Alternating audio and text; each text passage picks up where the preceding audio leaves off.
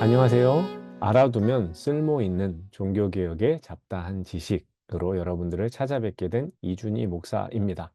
줄여서 알쓸종잡입니다. 알아두면 쓸모 있는 지식인데요. 이 지식이 그냥 우리의 머릿속에만 채워지는 그런 시간이 아니라 우리의 신앙이 더욱더 성장하는 그런 유익이 있는 시간이 되었으면 좋겠습니다. 이번 강의는 총 6회에 걸쳐서 진행될 예정입니다. 강의 영상은 목요일 문자를 통해서 그 영상 링크를 받아보시게 될 텐데요. 오늘을 포함해서 3월 27일, 4월 3일, 4월 10일, 4월 17일, 4월 24일 이렇게 매주 목요일에 제가 영상 링크를 보내드리도록 하겠습니다. 그러면 강의 영상을 시청하시고 그 내용을 하나하나 잘 공부하신 다음에 관련 퀴즈를 풀으셔야 합니다. 그리고 그 퀴즈를 푸신 다음에 저에게 문자를 보내주시면 그것으로 출석 체크를 하도록 하겠습니다. 간단히 예를 말씀드리면, 안녕하세요. 저는 누구 집사입니다. 누구 장로입니다. 이런 식으로 본인을 소개해 주시고, 그리고 강의 들었습니다. 거기에 퀴즈 답이 무엇입니다. 이런 식으로 저에게 문자를 보내주시면 그것으로 제가 출결 체크를 대신 하도록 하겠습니다. 6번의 강의 중에 5번 이상을 출석하셔야 수료가 된다는 점을 유의하시면 좋겠습니다. 이 말은 6번을 다 출석하지 않아도 한 번은 빠져도 된다라는 것은 아닙니다. 개근해야지, 개근할 거야 라는 생각을 가지시고 6번 강의 모두 출석해 주시면 감사하겠습니다. 강의를 시작하면서 여러분들에게 질문을 드려보고자 합니다. 여러분, 우리가 교회의 역사를 왜 공부해야 할까요? 종교개혁도 이 교회의 역사 속에 들어가는 것인데, 우리가 교회의 역사를 공부해야 하는 이유는 크게 네 가지로 구분해 볼 수 있겠습니다. 먼저 하나님 이해, 세상 이해, 인간 이해, 그리고 건강한 기독교 공동체를 세우기 위해서 우리가 교회의 역사를 공부해야 합니다. 먼저 하나님의 이해는 하나님의 일하심을 생각하시면 됩니다. 하나님의 일하심은 1분 1초도 멈춘 적이 없습니다. 성경 속에 그것이 잘 나타나 있습니다. 성경 이후에도 하나님은 여전히 일하고 계시는데, 여전히 일하고 계시는 그 하나님을 우리가 이해하려면 교회의 역사를 공부해야 하는 것입니다. 그리고 세상을 이해하기 위해서 또 우리가 교회의 역사를 공부해야 합니다. 세상은 하나님의 뜻이 이루어지는 역사적인 무대입니다. 교회 역사는 이 세상 가운데 그리고 일반 역사의 흐름과 더불어서 함께 하고 있습니다. 그 모든 과정 속에서 하나님의 나라가 성취되어 가고 있기 때문에 우리는 교회의 역사를 공부해야 합니다. 세 번째로 인간 이해를 위해서 우리는 교회의 역사를 공부해야 합니다. 교회의 역사 속에는 인간들이 존재합니다. 하나님의 형상으로 창조된 인간이 얼마나 연약한지, 그러나 또 얼마나 가치 있는 존재인지를 우리가 교회의 역사를 공부할수록 알게 됩니다. 또 교회의 역사를 공부하면 그리스도인인 우리가 스스로 겸손해집니다. 인간의 정체성을 본래의 귀한 하나님의 형상으로 다시 회복하게 되는 가능성을 우리가 발견하게 됩니다. 교회의 역사를 공부한다는 것이 바로 이런 유익을 제공해 줍니다. 네 번째로는 삶의 지혜를 배우고 건강한 기독교 공동체를 세워갈 수 있습니다. 교회 역사를 공부한다는 건 한 인간 혹은 한 집단이 어떻게 하나님 앞에서 잘못했는지, 어떻게 그런 실수를 만회할 수 있었는가에 대한 지혜를 얻게 해줍니다. 이를 통해서 우리는 삶의 지혜를 배우고 또 건강한 기독교 공동체를 세워갈 수 있습니다. 그래서 우리는 교회의 역사를 공부하는 것에도 열심을 내야 합니다. 일반적으로 말하는 종교개혁이라는 것이 있습니다. 흔히 우리가 세계사를 통해서 배운 내용을 생각해 보시면 될 것 같은데, 루터파의 종교개혁, 개혁파 종교개혁, 영국의 종교개혁, 급진적 종교개혁 이렇게 네 가지로 또 분류해 볼 수 있겠습니다. 그런데 이 중에서 우리가 가장 잘 아는 건 첫 번째는 루터파의 종교개혁입니다. 1517년 비텐베르크 성당의 문에 95개조 반박문을 루터가 붙이고 나서 시작된 그 종교개혁을 우리가 생각하지만, 종교개혁 안에는 개혁파의 종교개혁도 있고 영국의 종교개혁도 있고 급진 종교개혁 등 다양한 종교개혁의 모습이 있고 또 역사적인 이야기들이 있습니다. 우리가 그런 것들을 좀 폭넓게 공부할 필요가 있겠는데요. 종교개혁이 그러면 어떤 사건인지를 또 우리가 알 필요가 있겠습니다.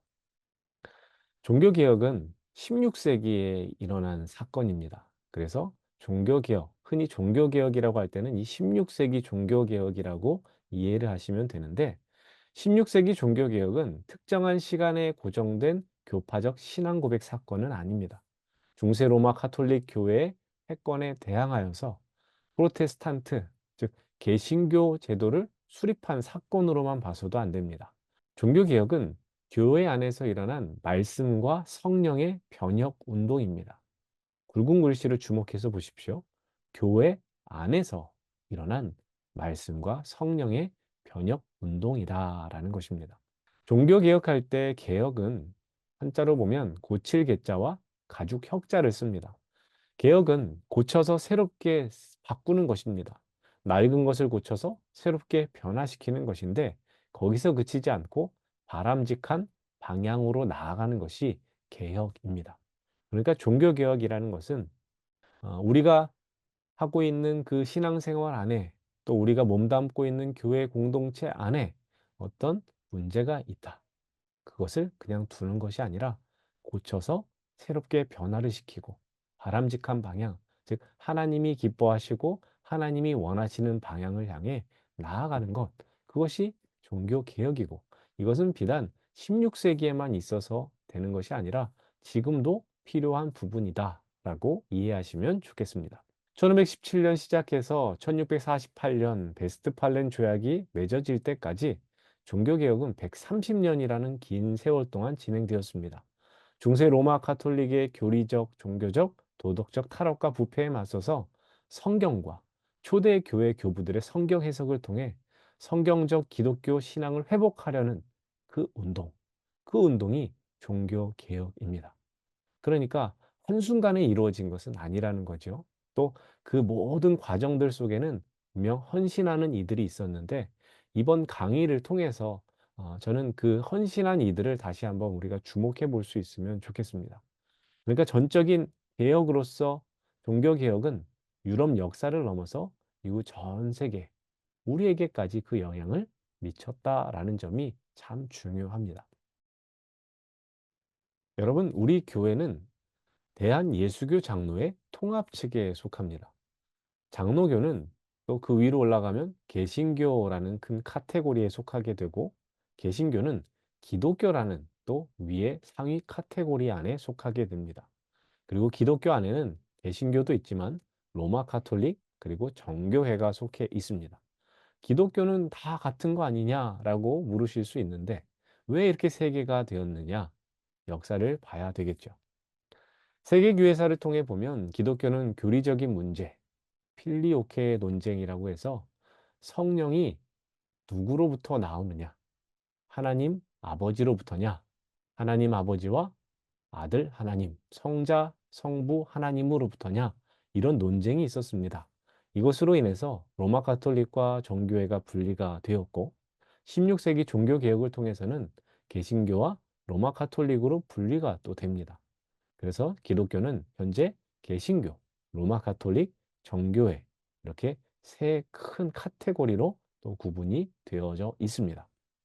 여러분, 종교개혁이라는 것은 일어날 수밖에 없었다라는 전제를 우리가 가지고 볼 필요가 있겠습니다.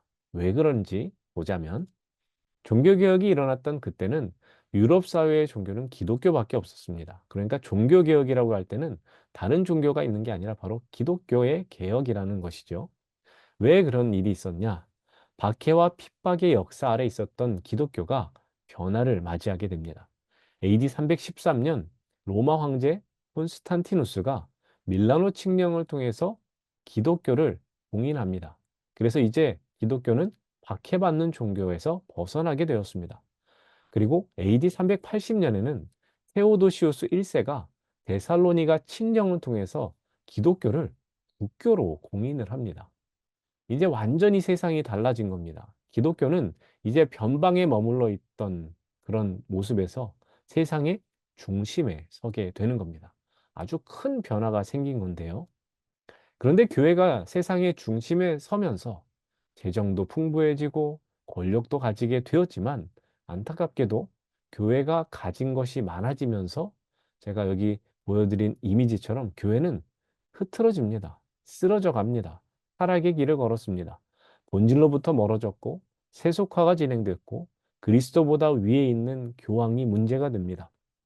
화려한 성전을 무리하게 건축하는 일이 잦았습니다. 그로 인해서 면죄부라는 것이 등장했는데 이 면죄부가 합법화되어지는 것도 분명히 문제가 있는 겁니다. 그리고 성직자가 되는데 헌신하는 것이 아니라 돈으로 그것을 사고 파는 일들도 벌어지게 됩니다. 이런 모든 것들이 종교개혁이 이루어질 수밖에 없는 그런 일들이 되었는데 그 배경을 조금 더 살펴보겠습니다. 먼저 정치, 경제적인 요인이 있습니다. 십자군 전쟁 후에 유럽 사회를 지탱하던 장원제도와 함께 봉건주의가 무너집니다. 정치 구조의 변화는 곧 산업 구조의 변화를 가져옵니다. 무역을 통해서 부를 쌓은 상인들이 이제 신분이 높아지기 시작합니다. 중산층으로 올라서게 되고 왕은 경제력을 가진 이들을 무시할 수가 없습니다. 그들에게 자문을 구하게 되고 그들은 왕을 후원하면서 권력을 갖게 됩니다. 기존 계급 사회에 변화가 찾아왔고 이런 변화는 개혁의 움직임에 힘을 실어주게 됩니다. 또 중요한 것이 인쇄술의 발명입니다. 지금으로 치면 굉장한 혁신이라고 이해하시면 되겠습니다. 스마트폰이 나온 것이나 인터넷이나 이런 우리의 삶을 완전히 바꿔놓는 그런 혁신적인 기술이라고 생각하시면 되는데 인류의 4대 발명이 종이, 화약, 나침반 그리고 인쇄술입니다. 인쇄술이 유럽에 소개됨으로써 서구 역사가 완전히 바뀌었습니다. 1455년 구텐베르크가 인쇄기를 만들어서 유럽의 근대화를 이끕니다. 독일, 네덜란드, 이탈리아 등지에 인쇄 공장들이 세워지면서 수많은 책들이 출판되었습니다. 그 책들 가운데는 성경도 포함됩니다. 성경은 이전에 비해서 20분의 1 가격으로 하락했고 누구나 쉽게 성경을 구입하고 성경을 읽을 수 있게 된 겁니다. 이는 곧 종교개혁에도 큰 영향을 줍니다. 또 루터의 개혁 사상이 손쉽게 퍼져나가고 많은 사람들이 그것을 읽게 됩니다. 보통 시민들도 종교개혁이라는 것에 친숙하게 되었던 것입니다. 루터의 글이 퍼지면서 전 유럽은 루터의 영향권 아래 있게 되었다. 그리고 이 과정 속에는 인쇄술이 굉장히 중요한 역할을 했다라는 것입니다. 종교적 배경도 보겠습니다. 당대 교회와 성직자들은 변화를 거부했습니다. 13세기부터 이미 교회 내에 세속화 현상이 가속이 되었습니다. 평신도들은 성경을 깨우침으로 교회 문제를 일으킨다 해서 성경을 갖지도 읽지도 연구도 못하게 막았습니다. 이는 말씀에 대한 무지로 이어졌고 인간적이고 지극히 미신적인 신앙이 나타나게 되는 겁니다. 성자 숭배, 마리아 숭배, 성물 숭배가 바로 이런 결과입니다. 그리고 곧 행위로 얻는 구원이 강조되는 결과를 가져오게 됩니다. 교회의 재정적 부패도 종교 개혁을 위한 중요한 동기가 되었습니다. 교회의 재정적 부패는 15세기 말에 아주 극에 달하게 되는데 교황을 포함한 많은 사제들이 돈의 노예가 되었습니다. 성직자의 도덕적 타락도 이 재정적 부패와 비교해서 만만치 않았습니다. 성직자들의 타락은 주로 재정적인 풍요에서 기인하는데 이것으로 본다면 부요한 삶이 무조건적인 축복은 아니다라는 것을 알게 됩니다. 물리적 축복이 있을 때 중요한 건 그 물질을 통해서 어떻게 하느냐인데 성직자들이 그것을 제대로 하지 못한 겁니다. 또한 성직은 하나님의 부르심에 대한 응답이 아니라 사회적 성공을 위한 도구가 되었습니다. 그러면서 성직을 돈을 주고 사고 파는 그런 일들이 성행했습니다. 정리해 보면 교회가 내리막길을 걷고 있던 때입니다. 그런데 세상은 르네상스 인문주의가 대두되었습니다. 이성이 강조가 되고 인문주의는 고전으로 돌아가자는 흐름을 이끕니다. 특히 기독교 인문주의는 성경을 원어로 읽고 그 의미를 알아가고자 했습니다. 성경을 제대로 알게 되면 무엇이 문제인지를 알게 되겠죠.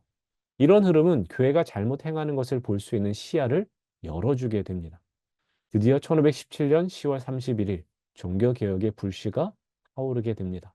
마틴 루터가 면죄부 남용과 같은 행위에 분개하여서 비텐베르크성 교회 대문에 95개조 반박문을 거는 것을 서두로 하여서 종교개혁의 불이 활활 타오르게 됩니다.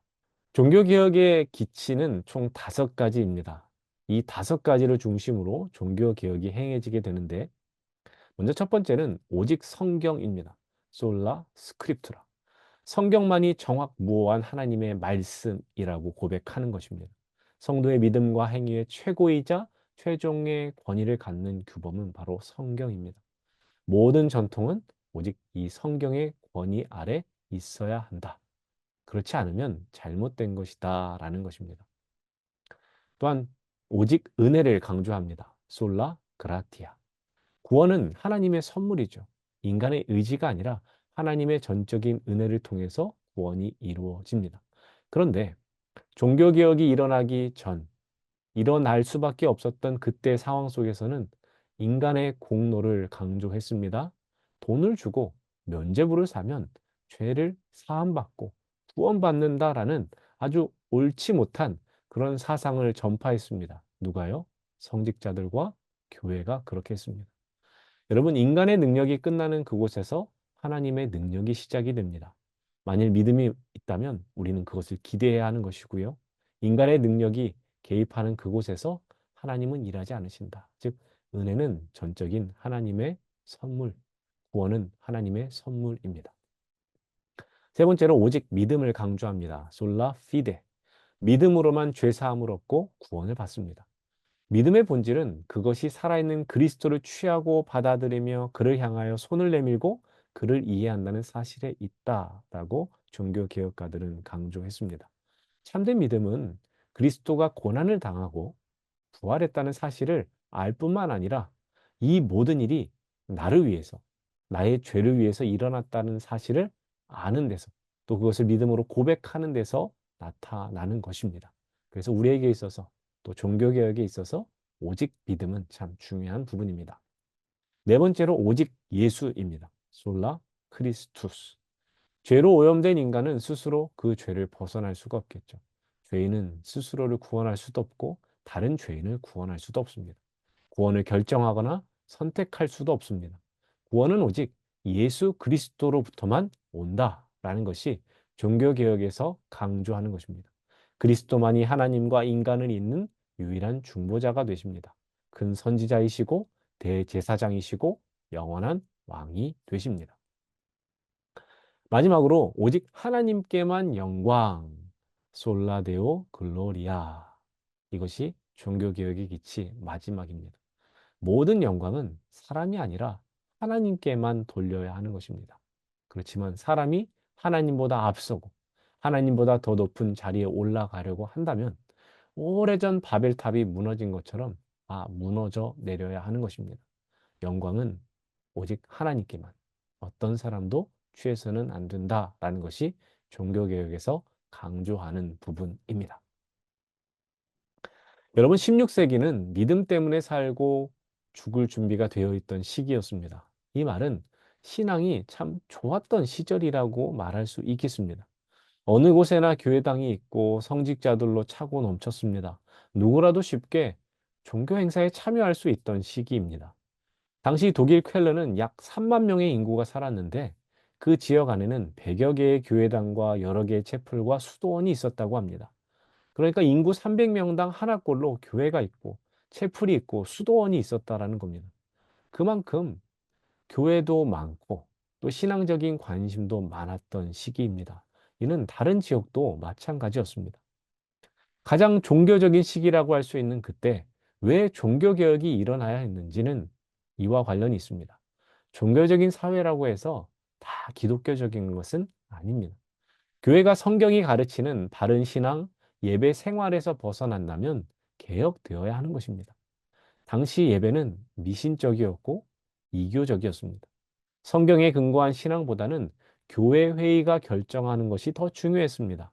자율과 평등의 교회 행정보다는 교권이 지배해서 부정과 부패가 만연했습니다. 그러니까 교회 개혁은 당시 사회가 요구하던 시대적인 요청이었다라는 것입니다. 과정 없는 결과가 없듯이 종교개혁에도 전조 증상이라는 것이 있었습니다. 쓰나미가 몰려오기 전에 물이 확 하고 빠져나가는 전조 증상이 있다고 하죠. 종교개혁도 마찬가지입니다. 16세기에 종교개혁이 시작되어지기 전에 이미 그런 증상들이 있었는데 저는 이 증상들을 종교개혁의 선구자들과 연결 지어서 여러분들에게 소개하고자 합니다. 종교개혁의 전조 증상으로 첫 번째, 종교개혁의 선구자 왈도파가 등장합니다. 왈도파는 12세기 프랑스 리옹에서 시작된 기독교 개혁 운동이었습니다. 설립자는 피터 왈도로 알려져 있는데 그는 부유한 상인이었습니다. 그렇지만 예수님의 가르침을 따르려고 다 포기합니다. 자신의 재산을 포기합니다. 그리고 평신도 중심의 설교와 성경 연구를 강조했습니다. 그는 특히 성경을 지역 언어로 번역을 해서 일반 신자들도 그 성경을 읽을 수 있도록 장려했습니다. 이 운동은 가톨릭 교회의 권위와 교리, 특히 성직자의 부패를 강하게 비판했습니다. 이에 따라 1184년에 교황 루치우스 3세가 왈도파를 이단으로 선언을 합니다. 이단으로 선언되니 지속적인 박해를 받게 되어서 흩어지게 됩니다. 알프스 산맥 지역으로 도피해서 그렇지만 그 신앙을 유지하면서 개혁적 가르침을 전파했습니다. 왈도파의 신앙은 카톨릭과는 차별된 개혁적인 요소가 포함되어 있습니다. 그것을 정리해 본다면 먼저는 성경 중심의 신앙입니다. 성경, 하나님의 말씀이 유일한 신앙과 생활의 기준이라고 주장을 했습니다. 또 성직자가 아닌 평신도도 설교할 수 있다라고 했습니다. 그리고 예수의 제자들처럼 검소하고 청빈한 삶을 실천함으로 단순한 삶이 무엇인지 또한 주님께서 가르쳐 주신 믿음을 따라 살아갈 때 우리가 가져야 될 가난의 자세는 무엇인지 그것을 강조합니다. 또한 면죄부와 연옥 교리를 거부했습니다. 당시 교회가 면죄부를 판매하고 연옥 교리를 선포하는 것을 부정했다는 겁니다. 또 성례전을 개혁했고 교황권을 부정했습니다. 교황의 절대 권위를 인정하지 않습니다. 교회의 부패를 강하게 비판했습니다. 이러한 신앙은 후대의 개신교 종교개혁자들이 주장한 것과 매우 유사합니다. 16세기 루터와 깔뱅의 개신교 종교개혁이 시작되자 왈도파는 개신교와 연합하게 됩니다. 깔뱅주의 개혁교회에 합류하게 되고 이탈리아, 프랑스, 스위스의 개혁교회와 협력하면서 개신교 신앙을 세워가는 일에 헌신하게 됩니다. 그러나 프랑스에서는 17세기 루이 14세의 탄압으로 또 많은 왈도파 신자들이 학살을 당하거나 망명을 하는 일이 생깁니다. 현재 왈도파는 이탈리아, 프랑스, 남미 등지에서 소수 개신교 교단으로 존속하고 있습니다. 종교개혁 이전부터 존재한 개혁운동으로 개신교의 신앙적인 선구자, 종교개혁의 선구자로 평가를 받고 있습니다. 두 번째로 종교개혁의 전조 증상, 선구자는 존 위클리프입니다. 그는 영국의 신학자, 철학자, 성경 번역가, 개혁가로서 옥스퍼드 대학교에서 학문을 연구하고 가르친 사람입니다. 카톨릭 교회의 부패를 비판했고 성경이 신앙의 유일한 권위라고 주장을 하면서 종교개혁 사상의 선구자로 평가를 받습니다. 그의 사상은 교황과 성직자들의 권위에 의문을 제기했습니다. 이후 종교개혁 운동에 큰 영향을 미치게 되는데 1384년 그는 뇌졸중으로 사망을 합니다. 그렇지만 그의 사상은 후에 얀후스 그리고 루터 같은 종교개혁가들에게 영향을 줍니다. 1415년 콘스탄츠 공회에서 존 위클리프는 이단으로 정죄를 받습니다. 그래서 이미 죽었음에도 1428년 그의 유골은 파내져서 다시 불태워지게 됩니다. 그는 강조한 것들이 앞서서 왈도파가 보여준 내용과 참 비슷합니다. 성경의 절대적인 권위를 강조합니다. 그는 성경이 신앙과 교회의 최종 권위이고 교황이나 성직자의 권위를 능가한다. 즉 하나님의 말씀이 가장 중요하다라고 했고 이 성경을 번역하고 보급하는 일에도 헌신했습니다. 일반 성도들이 성경을 읽을 수 있어야 하고 그래서 라틴어 성경을 영어로 번역해서 위클리프 성경을 만들게 됩니다. 또한 교회의 부패를 비판합니다. 면죄부 판매, 사제들의 부패, 교황의 정치적 권력 남용 등을 강하게 비판하면서 교회는 개혁되어야 한다라고 주장했습니다. 평신도의 중요성도 강조합니다. 성직자 중심으로 돌아가는 교회가 아니라 신앙의 핵심은 모든 신자가 동등해야 한다라고 말했습니다. 또한 성찬 논쟁도 벌이게 되는데 그는 카톨릭 교회가 말하는 화채설, 성찬식 가운데 빵과 포도주가 실제로 예수님의 몸과 피로 변한다는 이 화채설을 부정하고 성찬은 상징적인 의미가 있다라고 주장을 하게 됩니다. 그의 영향은 훗날 야누스와 후스파 운동에 큰 영향을 줍니다. 보헤미아 개혁가 야누스, 그에게까지 영향을 미쳐서 체코의 종교개혁 운동을 이끌게 됩니다. 또한 성경 번역과 보급의 선구자였습니다. 그의 성경 번역은 후에 루터의 독일어 성경 번역과 영국의 개신교 성경 번역에 영향을 주고요. 종교개혁의 사상적인 기초를 제공해 주었습니다. 교황 권위 부정, 성경 중심의 신앙은 16세기 루터의 종교개혁 사상의 초석이 됩니다. 또한 롤라드파 운동에도 영향을 주는데 위클리프 제자들은 롤라드파라는 개혁 운동을 일으킵니다. 그래서 영국 내에서 개혁 사상을 확산시키게 됩니다. 정리해보면 존 위클리프는 종교개혁의 새벽별이라고 불린 인물입니다. 그의 사상과 행동은 후대의 종교개혁가들에게 중요한 그리고 결정적인 영향을 미치게 됩니다. 그래서 존 위클리프는 종교개혁이 확 퍼지기 전에 이미 시작되어진 불을 붙인 선구자입니다. 세 번째로 소개해드릴 종교개혁의 전조 증상은 얀 후스입니다. 야누스는 체코, 당시 보헤미아 왕국의 개혁가이고 신학자였습니다. 프라하에서 신학을 공부했고 후에 프라하 대학교에서 교수로 활동을 합니다. 그는 로마 카톨릭 교회의 부패를 비판합니다. 그리고 앞선 이들처럼 성경의 권위를 강조하는 개혁적인 사상을 발전시켰습니다. 그는 앞서 소개됐던 존 위클리프의 영향을 받았습니다. 체코 민족주의와도 결합되어서 그는 많은 지지를 받습니다. 하지만 그의 개혁적인 주장은 교회 탄압으로 이어지게 됩니다. 1415년 콘스탄츠 공예가 그를 이단으로 정죄하여 화형당하게 됩니다. 교황은 그 머리가 아니며 추기경들 역시 거룩하고 우주적인 교회의 전체 몸은 아니다. 오직 그리스도만이 머리이시며 그의 택정함을 받은 자들만이 그 몸이며 우리들 각자는 그 몸의 지체인 것이다. 야누스가 말한 것인데요. 당시 교회가 얼마나 싫어했을지 상상이 되십니까?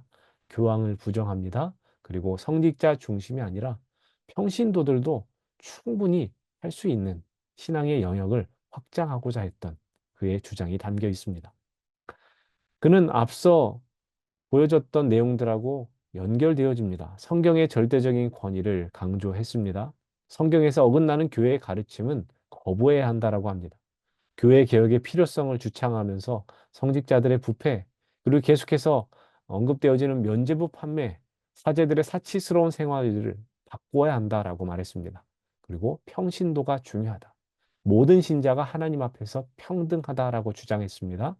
이는 곧 성경을 읽을 수 있는 권한, 당시 교회가 뺏어갔던 그 권한을 회복해야 한다. 많은 사람들이 성경을 읽을 수 있어야 한다라는 것을 주장했고, 이는 말씀은 자국어로 읽을 수 있어야 한다라는 것으로 확장이 되어져서 그는 라틴어 대신 체코어를 된 성경을 그리고 예배에서도 체코어를 사용할 것을 강조했습니다. 또한 야누스는 성찬의 양형론, 가톨릭 교회가 일반 신도들에게 빵만 주고 포도주는 주지 않는 것에 대해서 반대했습니다. 모든 신자가 성찬의 빵과 포도주를 함께 받아야 한다. 그래야 한다라고 주장을 합니다. 이는 당시 카톨릭 교회의 전통을 거부하는 것이었습니다. 평등한 신앙을 강조한 개혁적인 신앙이었습니다. 후스가 처형된 이후에 그의 추종자들은 후스파 운동을 일으켜서 카톨릭 교회와 맞서 싸웁니다. 후스파 전쟁이 벌어지게 되는데 이 일을 통해서 체코 지역에서는 일정 부분 개혁이 이루어졌다는 성과를 보이게 됩니다. 후스파 내부에서는 급진적인 타보르파가 있었고 온건한 우트라키스트가 있었는데 후자인 우트라키스트는 교회사에 큰 발자취를 남기는 모라비아 형제회로 연결이 됩니다. 모라비아 형제회는 1457년 체코의 페트르 헬책의 영향을 받아서 공식적으로 형성된 공동체인데 성경 중심의 신앙과 예수의 가르침을 실천하는 공동체 생활을 강조하는 특징이 있습니다. 야누스는 루터, 깔뱅 등 후대 종교 개혁가들에게 사상적으로 영향을 줍니다. 특히 루터는 자신이 후스의 사상을 계승했다라고 인정했습니다. 그의 개혁 운동은 단순한 신앙 개혁을 넘어서 체코 민족주의와 결합이 되었고 후에 체코 독립 운동에도 중요한 정신적 기반이 되었습니다. 야누스는 종교개혁의 불씨를 지핀 중요한 인물 중 하나입니다. 그의 희생과 신념은 이후 유럽 전역에서 일어난 개신교 개혁의 초석이 되었습니다. 종교개혁이라는 것은 저는 릴레이라는 것으로 여러분들에게 설명을 드리고 싶습니다. 어떤 한 사람에 의해서 이루어지고 끝난 것이 아니라 이 사람을 통해서 저 사람에게로 또 저 사람에게서 또 다음 사람에게로 계속해서 이어져 가기 때문입니다. 릴레이라는 것이 그런 것 아닙니까? 조를 이룬 여러 명의 선수들이 일정한 거리를 교대하면서 이어 달려가지 않습니까? 종교개혁의 역사는 바로 이 릴레이입니다. 계속해서 그 바통이 이어져 오고 있습니다. 또 종교개혁의 역사를 들여다보면 사건도 중요하지만 중요한 인물들이 있습니다. 앞서 소개해드렸던 인물들이 있는 것처럼 그 인물이 또 다른 사람에게 영향을 주고 계속해서 릴레이가 이어져 갑니다. 그래서 알쓸 종잡에서는 사건 중심으로 우리가 내용을 살펴보기보다는 인물들을 중심으로 보고자 합니다. 그래서 루터, 쯔빙글리, 깔백 이 세 명 중요한 사람들을 살펴보지만 또 그 사이사이에 있는 사람들, 또 그 뒤에 있는 사람들까지도 같이 알아보고 공부해 보고자 합니다. 종교개혁의 릴레이가 어떻게 진행되어지는지 그것을 우리가 공부한다고 생각하시면 되는데 그 역사 가운데는 루터, 쯔빙글리, 깔뱅 외에도 여러 인물들이 있습니다. 앞서 존 위클리프, 얀 후스가 있는 것을 보았고 옆과 뒤에는 피에르 비레, 존 낙스, 마르틴 부처, 베자, 멜랑이톤, 블링거, 멜빌 등과 같은 사람들이 있고 또 카타리나 젤, 마리 당티에르, 잔 달브레와 같은 종교개혁 운동에 적극적으로 참여했던 여성들도 있습니다. 이런 사람들을 하나하나 우리가 살펴보는 공부를 하고자 합니다. 자, 오늘 제가 강의하는 내용은 여기까지고요. 이 내용들을 한 번만 보지 마시고 여러 번 보시면서 내용들을 이렇게 들으시는 이야기로 숙지해 가시면 좋을 것 같고요. 또 그 내용을 바탕으로 이제 제가 두 개의 퀴즈를 내드릴 텐데 그 퀴즈를 풀어보시면 되겠습니다. 첫 번째 퀴즈입니다. 인류의 4대 발명 중 하나로 종교개혁에 중요한 영향을 준 이것은 무엇인가요? 1번 처세술, 2번 분쇄술, 3번 인쇄술, 4번 최면술, 5번 목화술. 두 번째 퀴즈입니다. 16세기 종교개혁 이전 개혁에 불을 붙였던 선구자 중 하나로 로마 가톨릭 교회의 부패를 비판하며 성경의 권위를 강조하는 개혁적 사상을 발전시킨 인물로 체코의 개혁가였던 이 사람은 누구인가요? 1번 얀 쿠스, 2번 얀 투스, 3번 얀 푸스, 4번 얀 후스. 제가 오늘 준비한 내용은 여기까지입니다. 내용을 다시 한번 찬찬히 살펴보시면서 공부하시면 좋겠습니다. 무엇보다 알아두면 쓸모있는 종교개혁의 잡다한 지식을 차곡차곡 잘 쌓아가시는 여러분들이 되셨으면 좋겠습니다. 저는 그럼 다음 강의 영상으로 찾아뵙도록 하겠습니다. 감사합니다.